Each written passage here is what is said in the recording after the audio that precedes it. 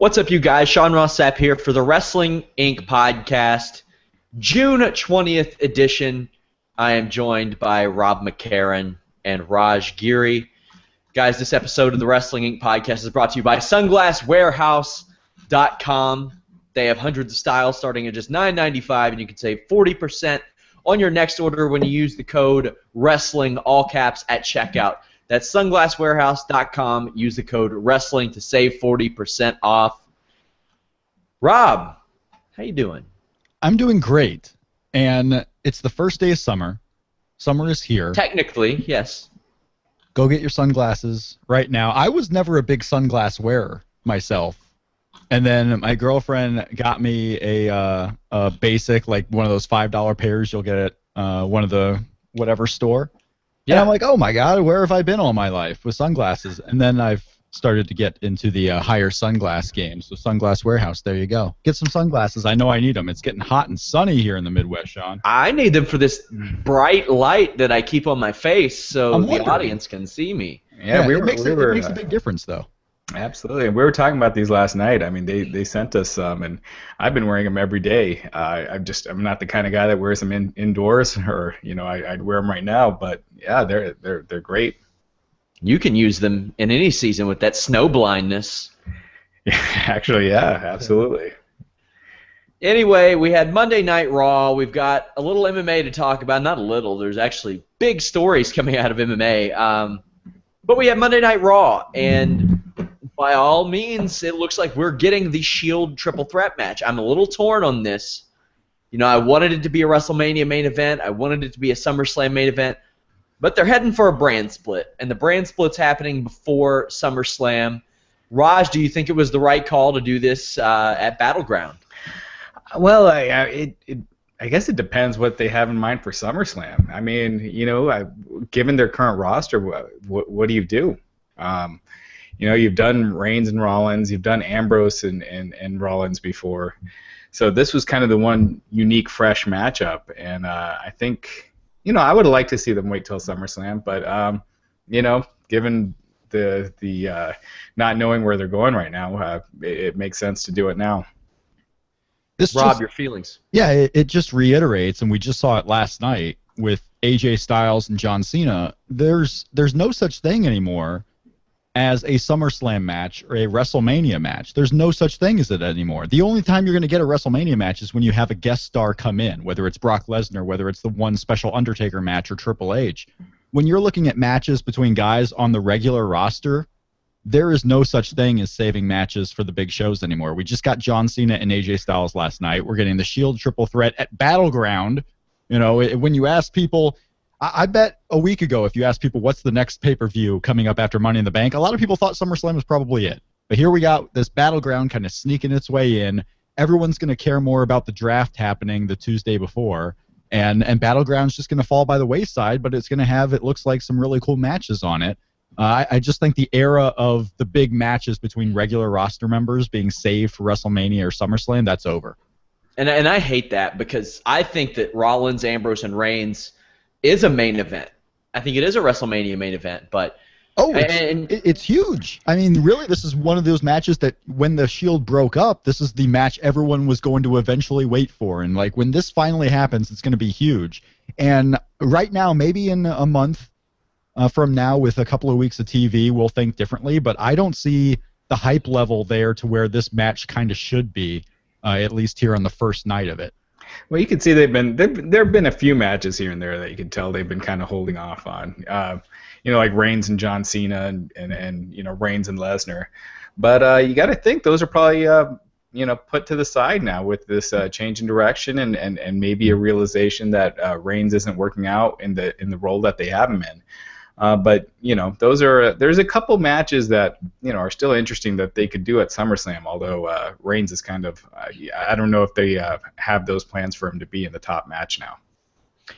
I will say one thing. They had this, the opening segment where everybody stated their case, all that good stuff. Shane McMahon's running Raw. They booked Seth Rollins versus Roman Reigns for the main event, #1 contender. Had the inconclusive finish. Dean Ambrose, for the last 2 nights, has been booked like he probably should have been booked for the last I don't know, several years. He won a Money in the Bank match. He won the WWE title. He stood tall. He came out, looked strong in the opening promo. He laid out both Reigns and Rollins, and he told Shane McMahon, I'll fight both of them at the same time. I'll fight them both consecutively. I don't care. He was made to look like a world champion, and that's not easy to do after the beating that he's had creatively over the last couple of years, Rob. Yeah, it's been different, and he's been beaten a lot. He's been beaten ever since he became a single, and now you have him with the World Championship, and he had a not even a character shift, but he looked confident out there. This is like Dean Ambrose, like this is where I know I belong, despite my lack of win history. And I'm interested in Dean Ambrose too because his WrestleMania opponent Brock Lesnar destroyed him at WrestleMania, and now Brock Lesnar is going to have this UFC 200 fight. And if he's okay, 1 month later, he's going to be at SummerSlam, and that's where your SummerSlam match is. Brock Lesnar, who is a returning guest. I mean, he's not a full-timer. He's a guest coming in. That's when you get these SummerSlam matches. There's unfinished business there with Dean Ambrose. If Dean Ambrose still has the world title by SummerSlam, maybe Brock Lesnar comes back for that, and you have a ready-made match based on the WrestleMania history between them. But we're also in a period where a month from now, we're going to have this draft. Who knows what show any of these three guys are going to be on? Who knows what shows AJ Styles, John Cena, and everything will be on?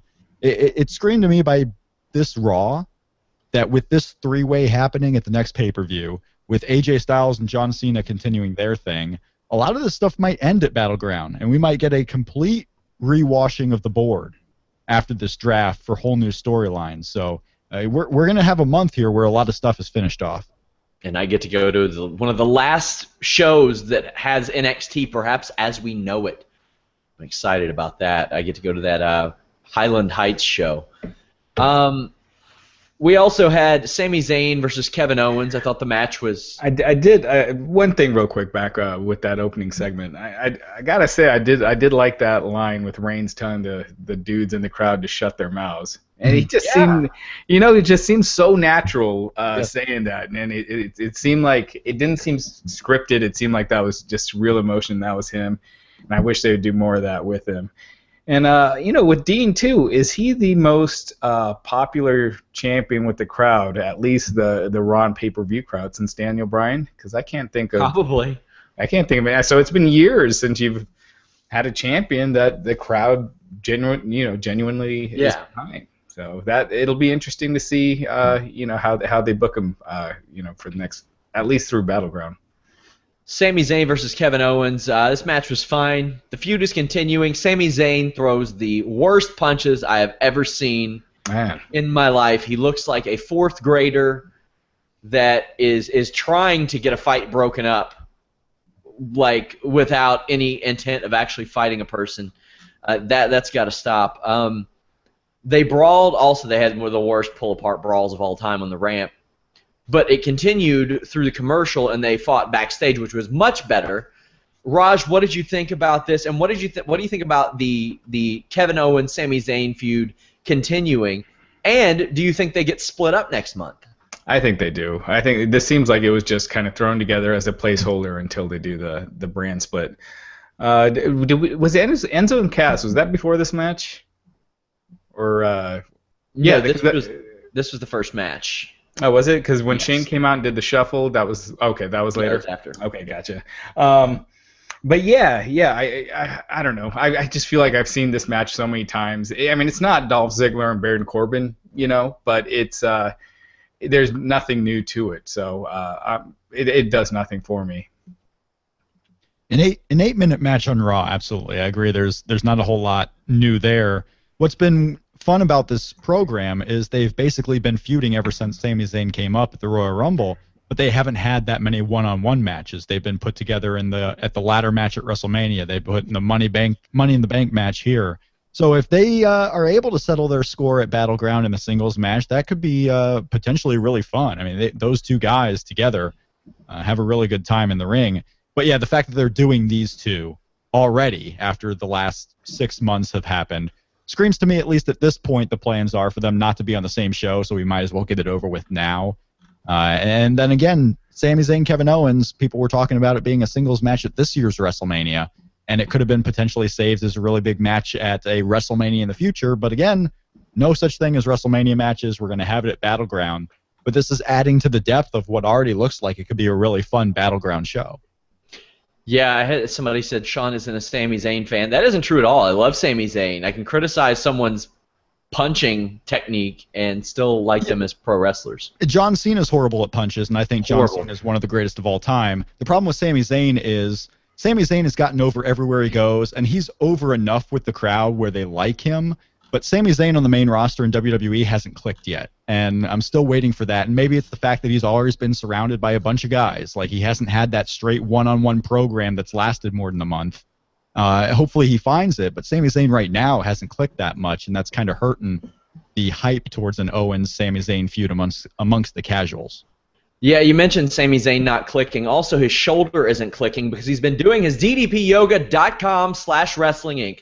That's right, he rehabbed his injured shoulder using DDPYoga.com/Wrestling Inc. And you can too. Go there, check out the Max Pack, and you'll get a great offer on the DDP Yoga Now app. If you travel and you want to stay in shape, the DDP Yoga Now app is the best way to do it. They host live workouts. You can pull up old workouts, all kinds of great stuff.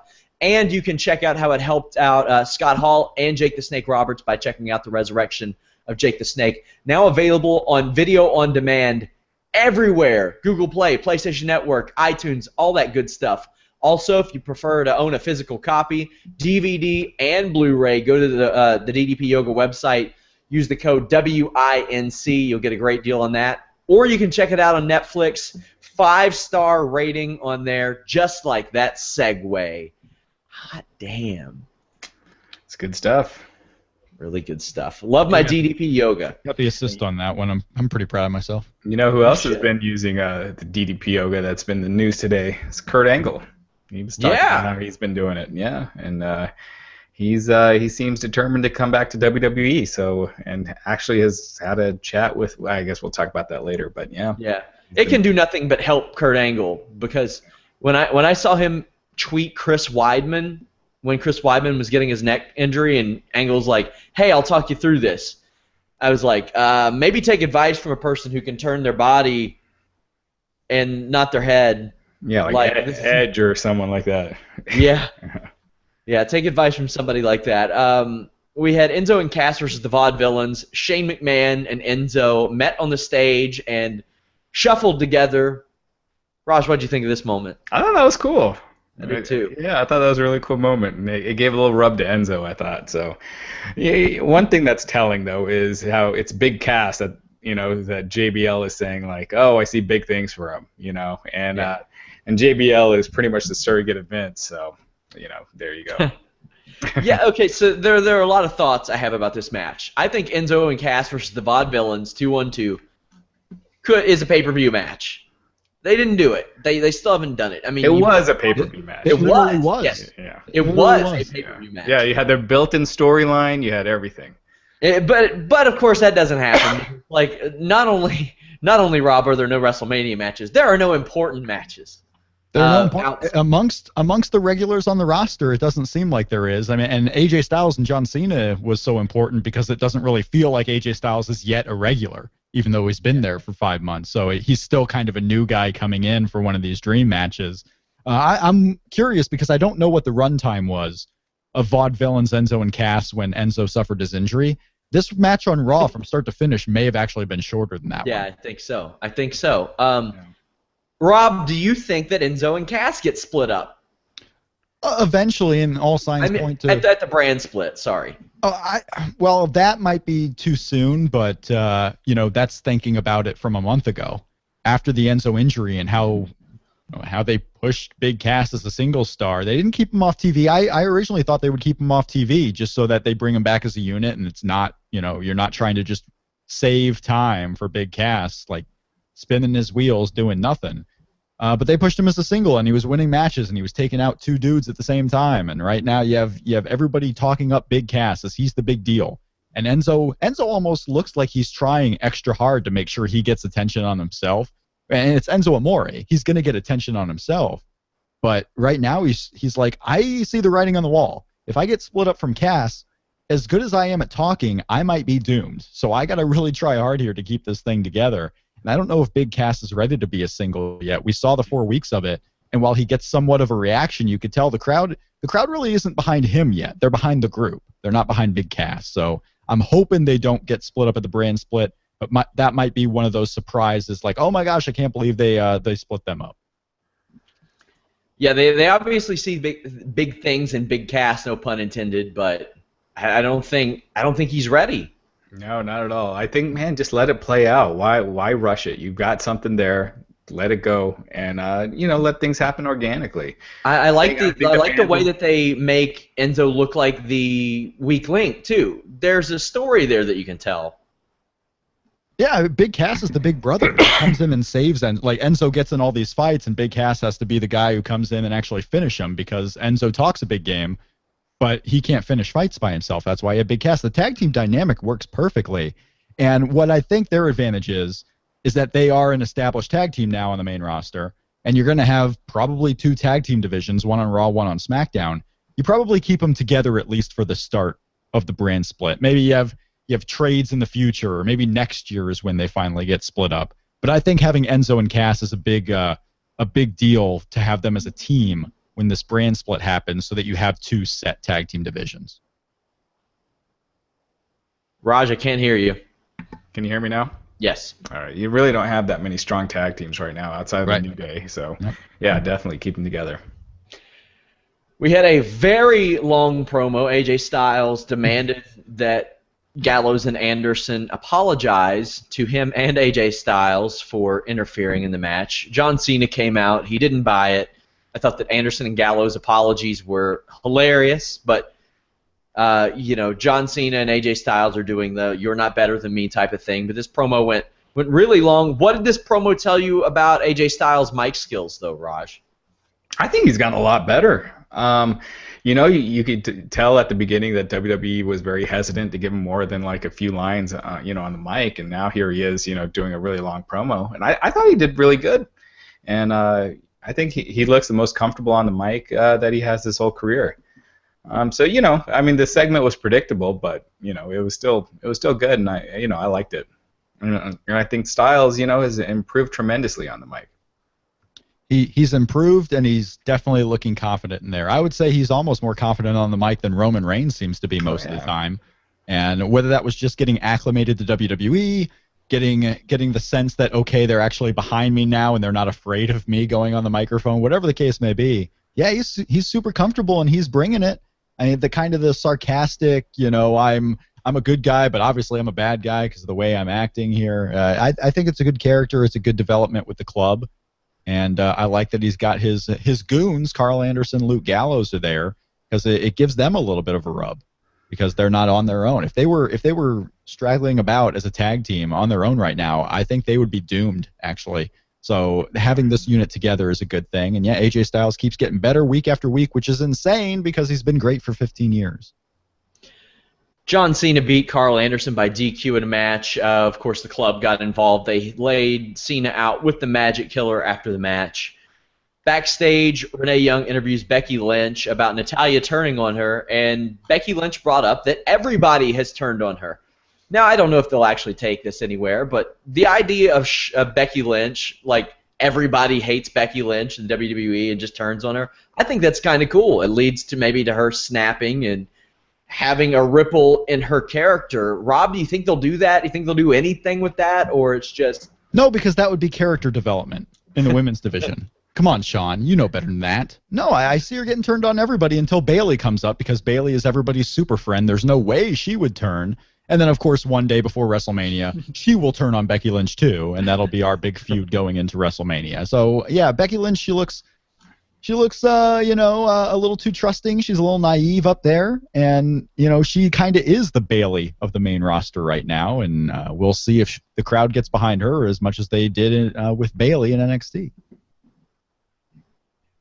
Raj, your thoughts on Becky Lynch? Yeah, I mean, I'd like to see that. I think that'd be a cool storyline. But like what Rob said, I wouldn't hold my breath with that. I think she's just gonna be the fall woman for Natalya, and then keep losing her her next feud.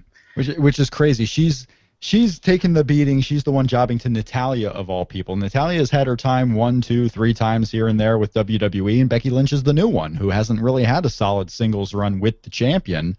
The first time they did it, Sasha Banks was involved. The second time they did it, Natalya and Dana Brooke were involved. They haven't really had a one-on-one run with Becky Lynch, and now Sasha Banks we'll get to in a little bit. It's an interesting development, just something to do for those two, I believe, but it's weird. And Becky even referenced it in her promo when she was actually talking about how she has no idea what to think of any of these women anymore, and that's kind of what the writers are doing in the writers' room. Like we don't have a character for any of these. Let's just player A will go up against player B. Oh, that's over player A and player C. It doesn't matter what names go along with it.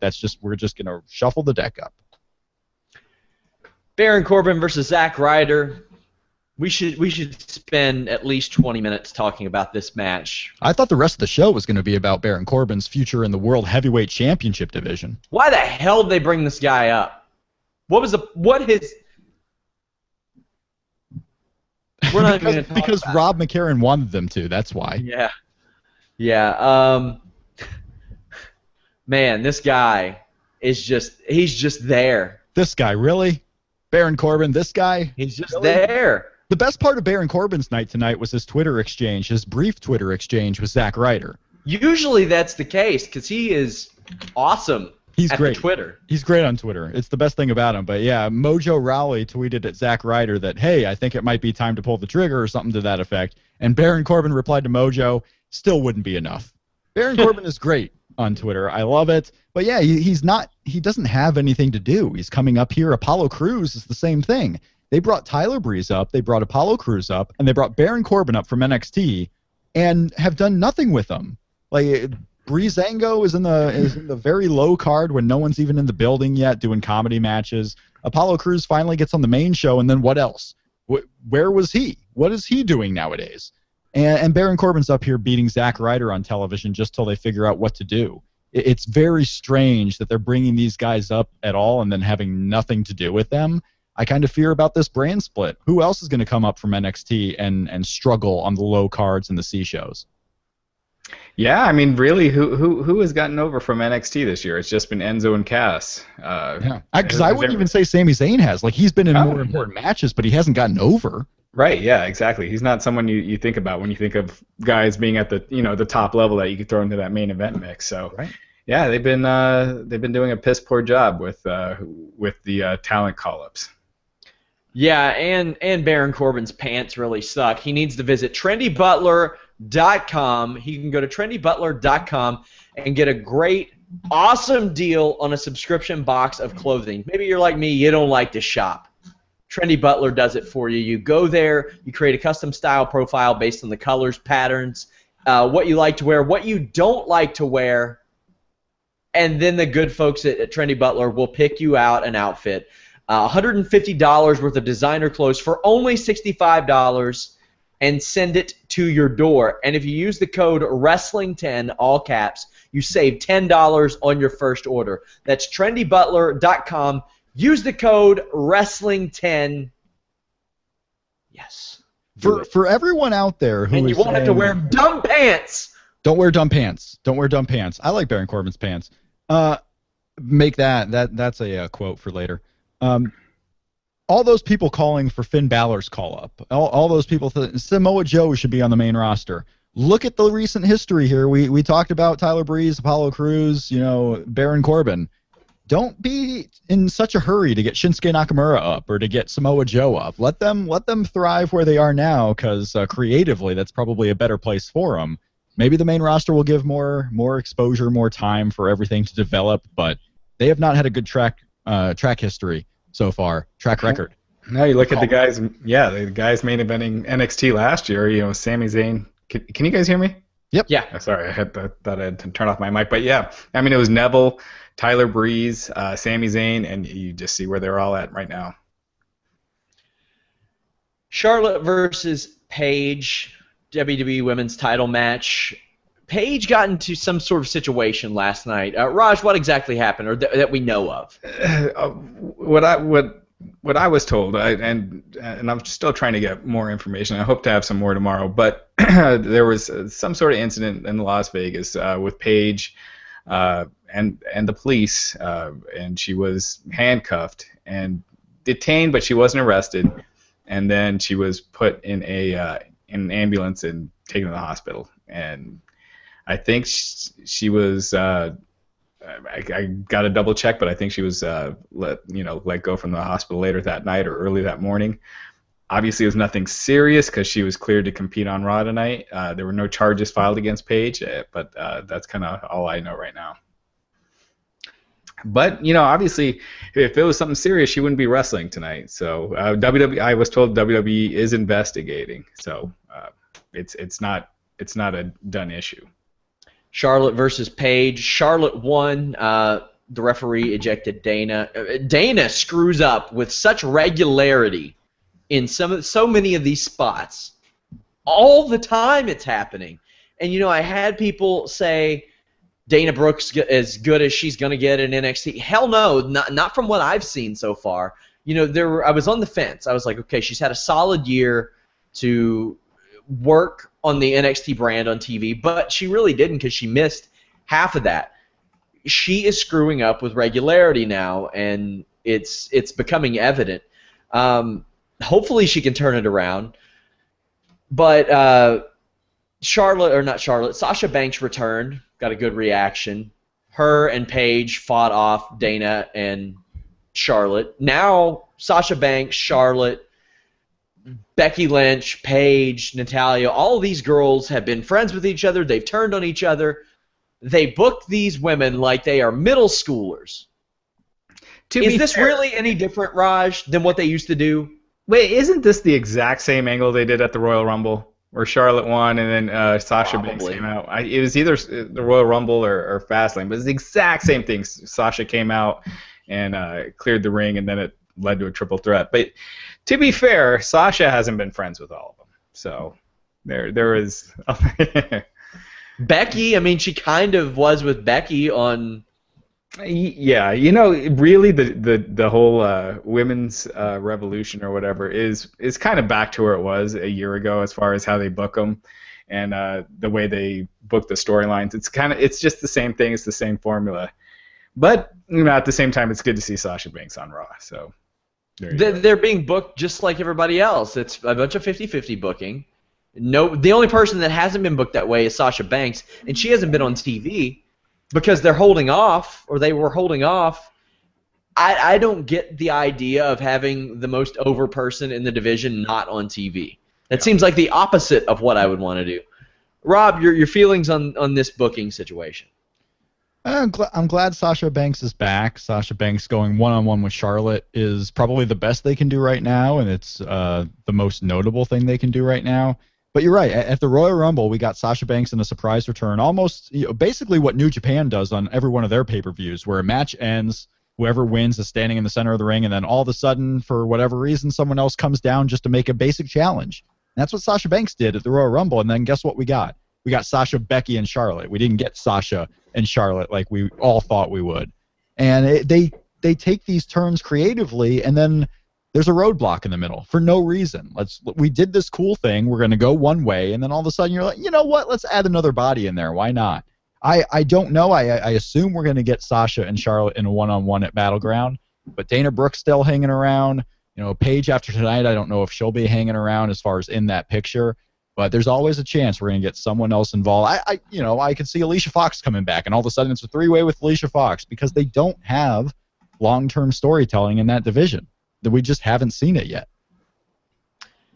It's time to do the Sasha Banks Charlotte match, but yeah, and it's time. And it's been time. Talk about that would be a huge one if they waited till SummerSlam. We talk about again the theme of SummerSlam matches. This one, not even because it's so big, but just think of the importance of them being in Brooklyn, with Sasha Banks last year having that amazing match with Bayley, and last year's show being the debut, basically, of the Divas Revolution. Come full circle a year later, and it's Sasha and Charlotte. The two big ones who started up last year are now one-on-one at SummerSlam in Brooklyn, where that place would go nuts for those two. And with the brand split coming up, we don't know if they're going to be on the same show. And the fact that they're doing this at Battleground tells me they're probably not going to be on the same show. So there's just a lot of craziness happening. Some of it good, some of it will end up not being so good. But I'm hoping at least if they get a Battleground one-on-one match, that those two get some time because they deserve it. They haven't had their chance to really shine so far this year. And both of them, through their work in WWE and NXT, have definitely earned a spot.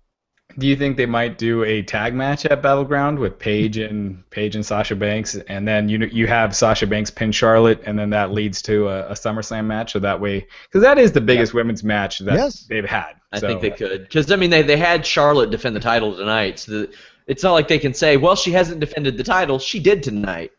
Right.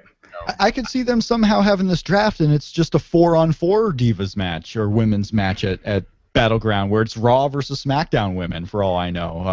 It seems likely it would be a singles match, but there's plenty of time just for them to kind of detour away from that. Maybe as each of them being a captain of a team, for all I know. So I'm hoping it's one-on-one. But yeah, I could see a tag match or something else kind of taking shape over the next couple of weeks. Yeah, I just hope it's not one-on-one personally, just so they could save it for SummerSlam, because I think that's, The issue that we get into is that they hold off a one-on-one match at Battleground, and then, yes, they are on separate shows. Right. Because that would just be like WWE this year booking not just the women's division, but as Shawn mentioned, some of the other divisions as well. That would be just like them to have Sasha Banks and Charlotte as the two top-tier women going at Battleground in the tag team match and then being split up, being on separate shows. Sasha running SmackDown, Charlotte running Raw. It would be just like them to do it.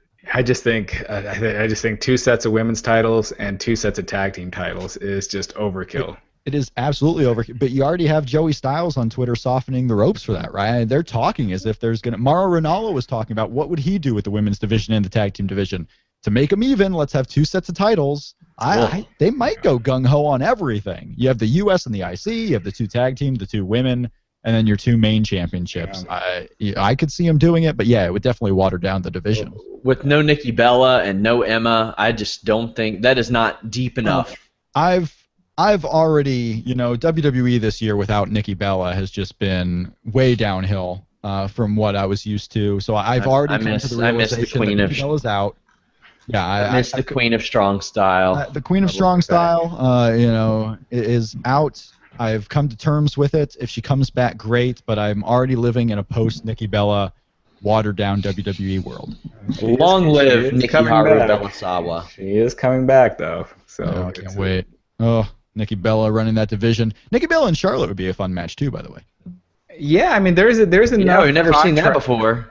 There's enough contrast in their personalities now that, from where they were the last time they feuded to where they are now, that, it's, I don't know. Well, somebody who did come back was Bray Wyatt and the Wyatt family. They got a great ovation. They were interrupted by the New Day. That was a bit puzzling, but I was interested to say the least. Raj, I'm interested to get your take on what happened. They went back and forth a little bit, and then Bray Wyatt said New Day falls. Yeah, they were supposed to be, they were turning them babyface, and they were going to have them feud with League of Nations before Bray Wyatt got injured. So it, I guess with the League of Nations disbanding, I was trying to think, like, what else is there for them?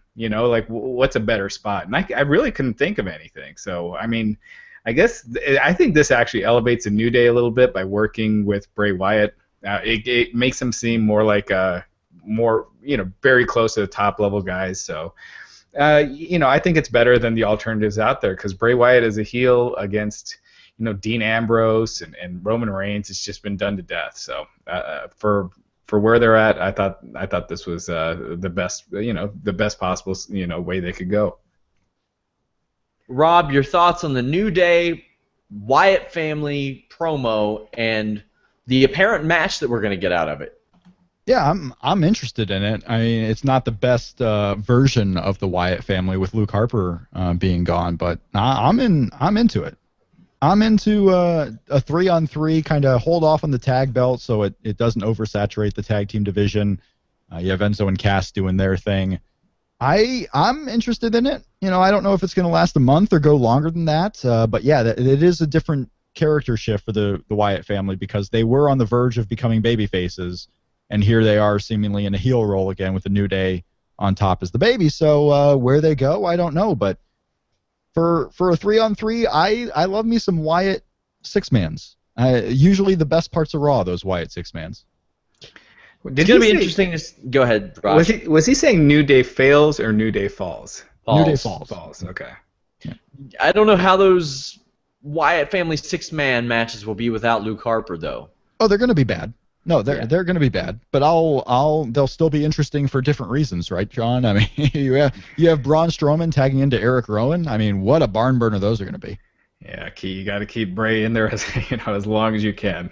But what I'm looking forward to is hopefully Luke Harper isn't out a super, super long time, whether it's all the way to the Royal Rumble or even sooner.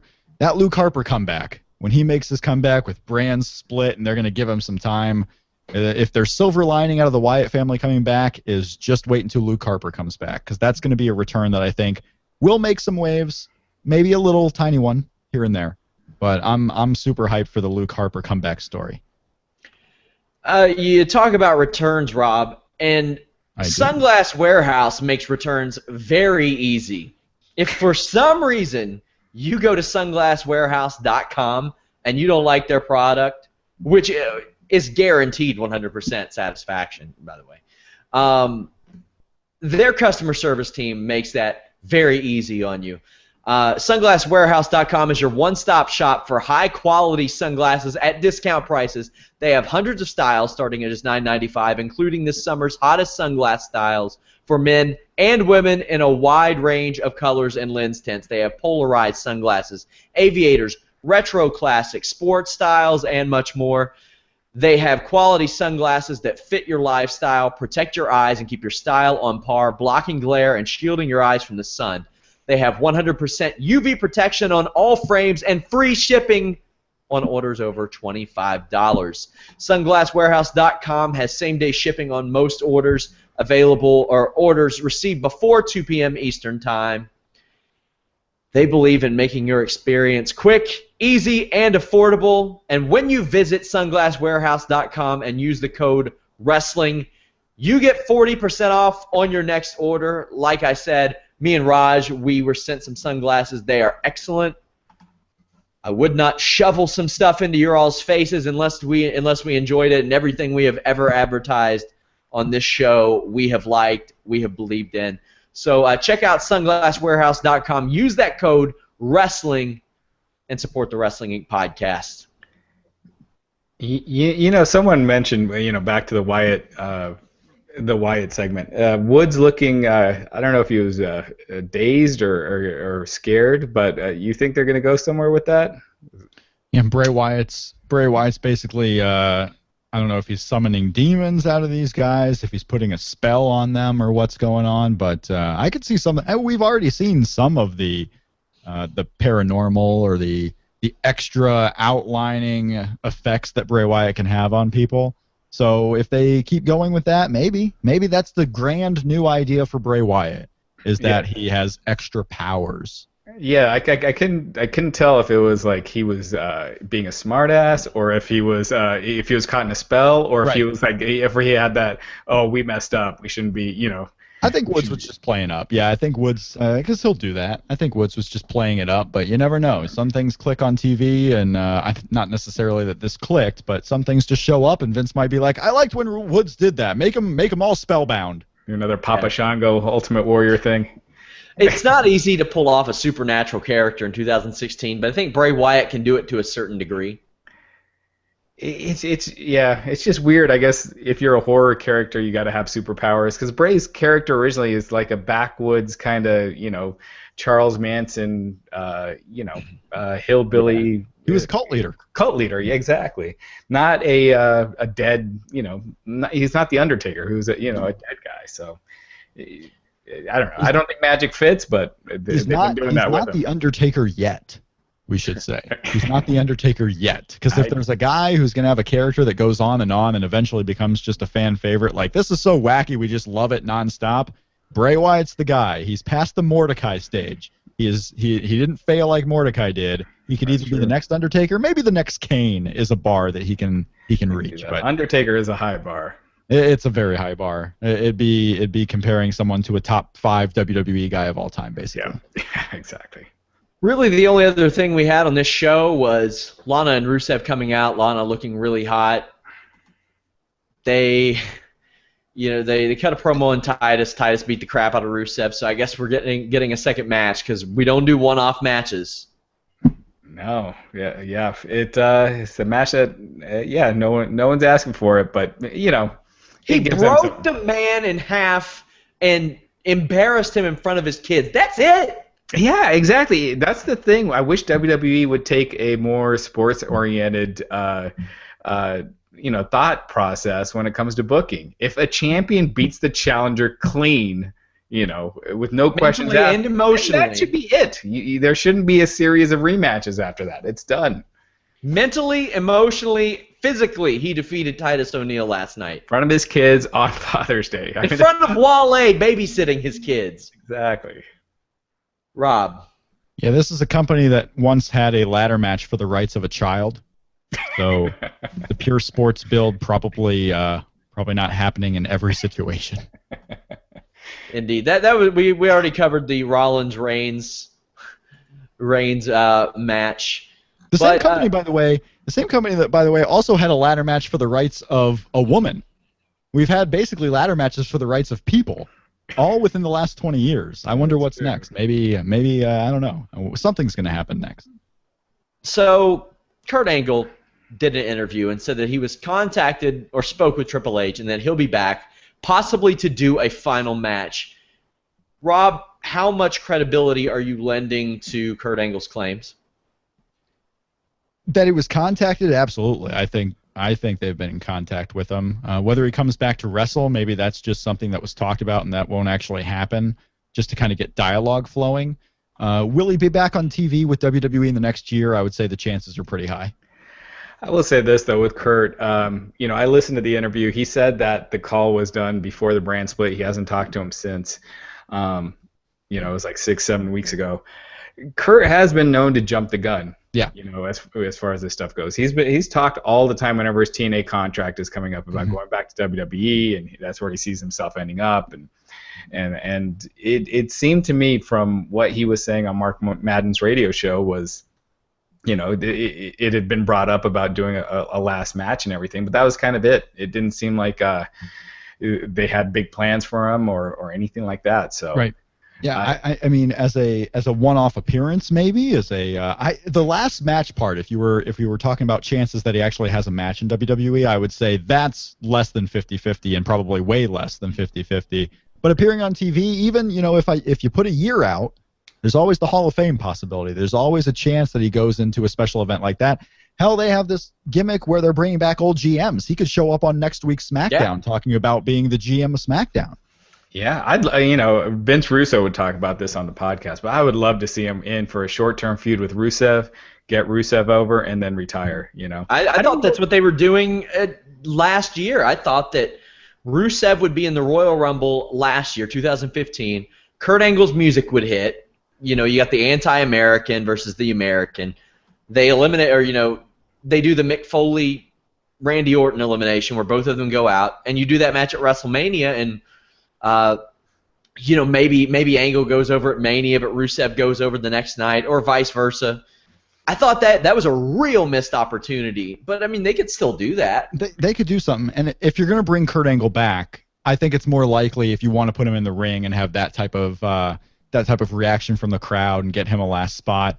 A Royal Rumble or a Battle Royal, somewhere where they bring back the older guys. I mean, DDP being in the Royal Rumble. You can bring back Kurt Angle, put him in there for 2 minutes to where the only bump he has to take is getting thrown over a top rope. That's more likely than having a 15-minute match on a pay-per-view, this day and age with WWE, as health conscious as they are, I just don't know if they're going to put Kurt Angle out there like all these other companies are.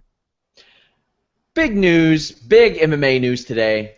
George St. Pierre is ready to return to MMA, and he never closed that door. He was very clear on several occasions that he didn't close the door. But he said today on Ariel Helwani's MMA Hour that he was actually briefed and told to not say anything, but he said, no, I'm ready to come back. I went through training camp. We are in negotiations with the UFC. UFC is being sold right now. Raj, do you think that's a coincidence?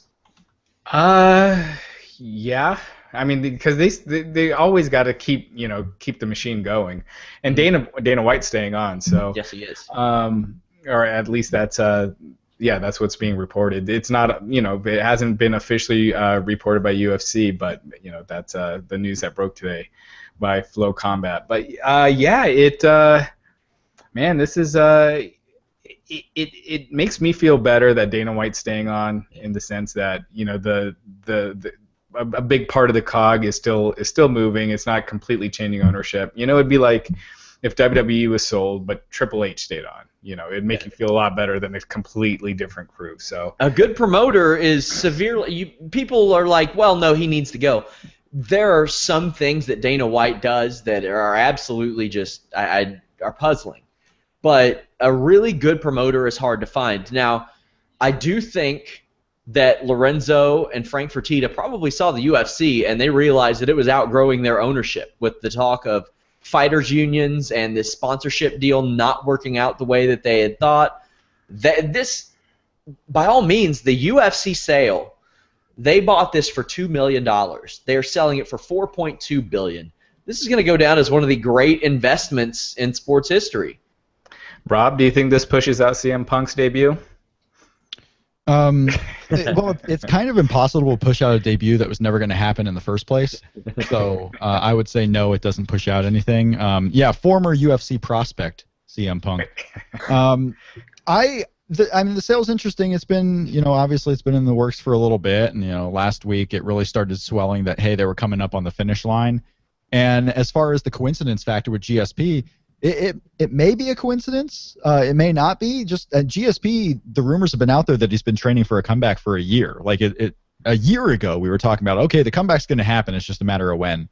Maybe he was just waiting for an opponent. Maybe he was. Under Armour has had advertising material prepped for months. Yeah. They accidentally released some of it. It was out there. There was an interview that he had. It was on film that he was coming back, and then it just never happened. So. The plans have probably been there. The reasons for retirement are what's being speculated now, like the reasons why he left in the first place. Like, why is he coming back? Why is he choosing right now? But that's a big name to have. You have Brock Lesnar coming back. You have GSP. You got the sale. I mean, UFC is going to be in the news for a while now. You got Conor McGregor versus Nate Diaz later this year. And here's the thing. This could be the UFC's biggest pay-per-view year, maybe ever. Huge. And it's the right year to do it before you're going to get $1 billion or $4 billion. It's the right year to have your biggest year ever. And there's a lot of positive energy out there too. I mean, Chicago's hype. You got CM Punk running with the Chicago Bull, selling tickets for a show he's not going to work. It's a big year for UFC. And does this? I wonder with sales like this, does this mean like that if it's all finalized, that all the money going forward now is going to the new company and not to the Fertittas and Dana? So will they not see like the UFC 200, 202 money, which you're making billions? I guess it doesn't matter. But from such a loaded summer that they've got, I don't know if they'll be seeing any of that. They'll be fine with the $4.2 billion they're getting. I don't think they're going to worry about the gate for UFC 202. And the really interesting part of this, the GSP thing, he said that he would be interested in fighting at middleweight and fighting Michael Bisping. Now, a few things. That is a very winnable fight for GSP. Yep. Not saying that it's a wash, because there is no fight that is a wash in the UFC.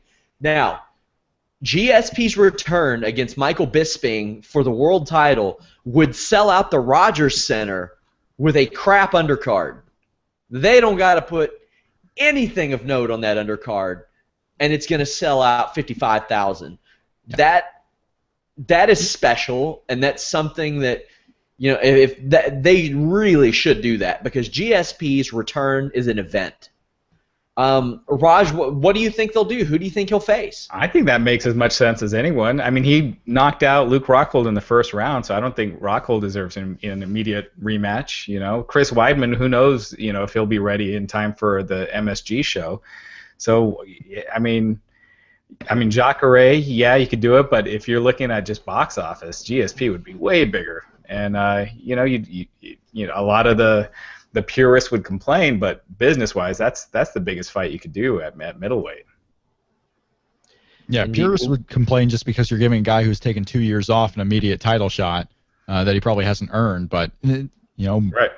Bellator's doing things for ratings. It's okay to do things for ratings and buys and everything like this, especially when you're out of the game in a couple of months anyway. Who cares? Put together the fight that everyone wants to see, and then let the Kraft family run it after that. Right. Well, Brock Lesnar was put into that little fatal four-way situation with the UFC heavyweight titles, with Nogueira and Frank Mir and Randy Couture, that mini tournament they set up, and he had only had 1 win, and it worked out great for him. So, sometimes, the fans might be right from a sports standpoint, but that sweet cash. But it still took. It took Brock Lesnar. Brock Lesnar had to win a fight before he got a title shot. Brock Lesnar just didn't come in here. Getting a title shot, and he's certainly not coming in now after a break getting a title shot. Conor McGregor was getting a title shot at lightweight, and he hadn't won a fight there. And it's true. You didn't see too many people complaining about that. So, yeah. Gonna get into some questions. Yes, I saw the Shawn Ross's trash sign on Raw. But as you can see, I am not trash. How dare you people? I have brought you 100 and some episodes of the Wrestling Inc. podcast. Phoenix really disappointed me. The 6,000-word article of Muhammad Hassan, who wouldn't talk to anybody in the business but me. I am not trash. You know what's trash? That guy's diet who was holding the sign. That's what's trash. Personal insult, Sean. I said it. Take the high road, bro. Take the high road. I said it. At least someone cares enough about you to make a sign and flash it, throughout the whole show. That's. I would if someone made a sign saying Rob McCarron is trash, I would celebrate it. It would be my avatar. Not pictures trash. Your Raw debut. Not trash. Oh. By the way, there was a Ross Sapp or a Ross section sign also, but it was on a little piece of computer paper that somebody had Sharpied or something. So, yeah. And it's only the 4th time Raj and I have heard that so far tonight, guys. Hey, that's gonna be my new avatar on Twitter. How dare you?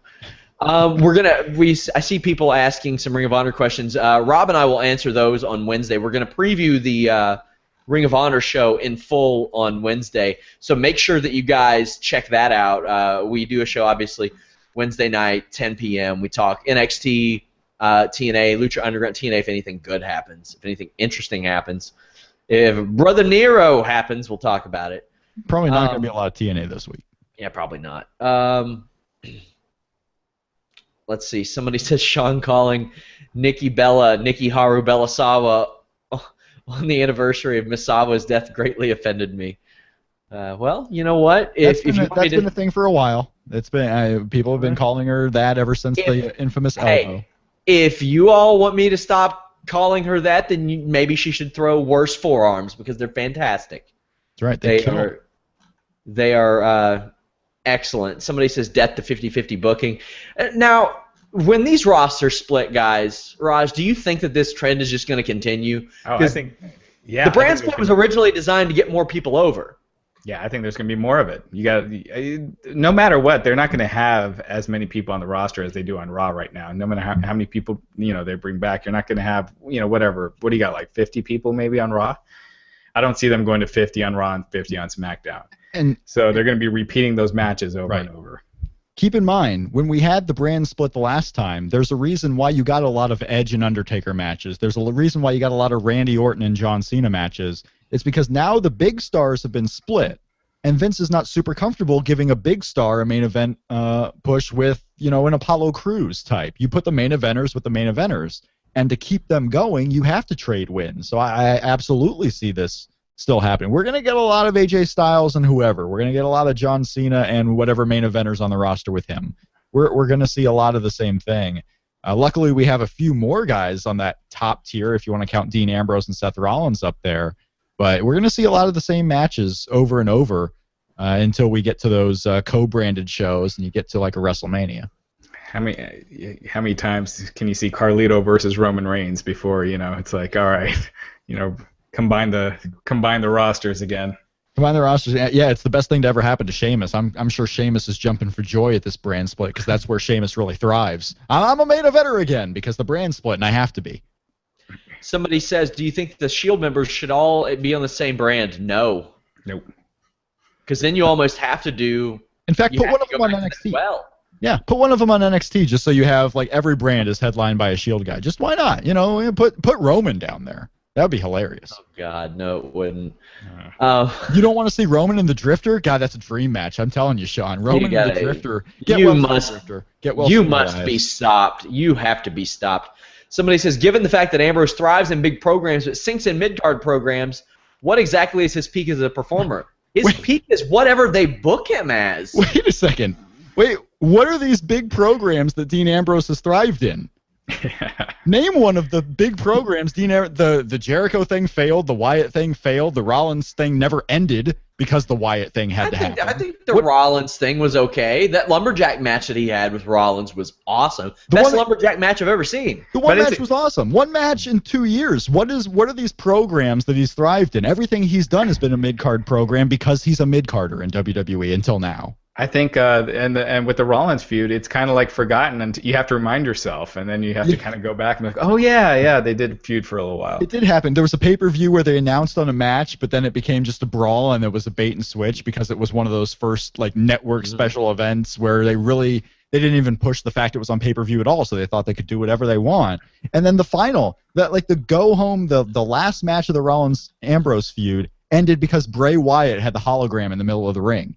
And it just so happened that Seth Rollins got the win, but they were right on to the next thing. There has not been a main program that Dean Ambrose has really thrived in, and that's the whole point of the last 2 years of us wondering what the hell they're doing with Dean Ambrose because he hasn't been allowed to thrive. That's a misconception if that's a thought out there. Yeah, I mean, chances are he's holding the title till Battleground, so that's 5 weeks at least, that he's going to have the belt. I mean, they could always take it off of him on a Raw or something, but I'm curious to see if their thoughts are to give Ambrose a chance, at the top, or if he's just being used as a transition champion. It's good timing. Make him a top guy now, so at least when the brands do split, he's seen at a little bit of a higher level. So I mean, you have Dean Ambrose, Roman Reigns, Seth Rollins, John Cena, and AJ Styles at the top right now, right? You have 5 guys. Well, what happens when you split those rosters up and you have 2 and 3? You need a few more people than that. So it's definitely a good time to try and get the most out of Dean Ambrose. Guys, make sure you check out ddpyoga.com/wrestlinginc, trendybutler.com. Use that code wrestling10, all caps. Sunglasswarehouse.com. Use that code wrestling10. Myself and Rob, we are back Wednesday at 10. I am Shawn Ross Sapp, and I am not trash.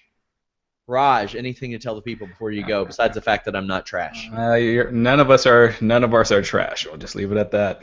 Oh, thanks, guys. Yeah, I appreciate that too.